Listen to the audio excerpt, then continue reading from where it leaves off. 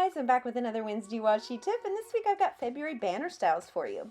So I'm going to start by rolling out one piece of patterned washi tape. I think having a pattern is fun for this one especially. And then you're going to draw a wave pattern down the middle. You could do a zigzag or a straight line for this as well. And you're going to gently peel up and place it on your journal.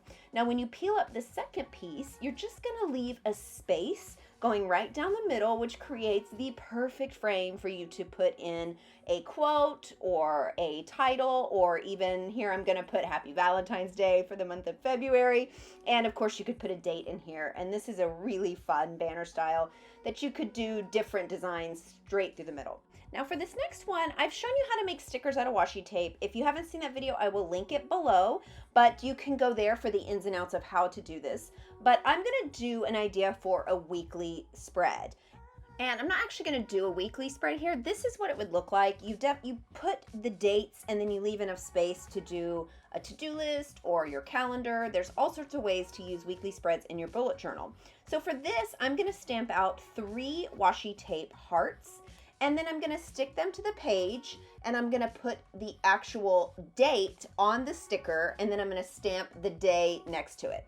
So obviously I'm not laying this out like the spread would be, but you would place the heart in each little section. Again, here's that example of a weekly spread. And in each section you could place a washi shape, and then you can write the date next to it, or here I'm going to use a stamp.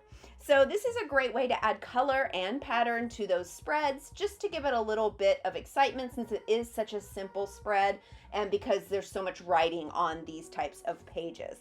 So for this last banner style, I'm going to do the ribbon style. I have done several iterations of this. This is a new one, believe it or not. You may think you've seen it before, but on this one, I'm just taking both ribbon ends and putting it underneath. I'm giving it an edging detail, which I will link our video on different ways to edge washi, and then I'm going to use a marker to connect my ribbons and create that back side of the ribbon, connecting it so that the ribbon's almost flowing inward and outward this time.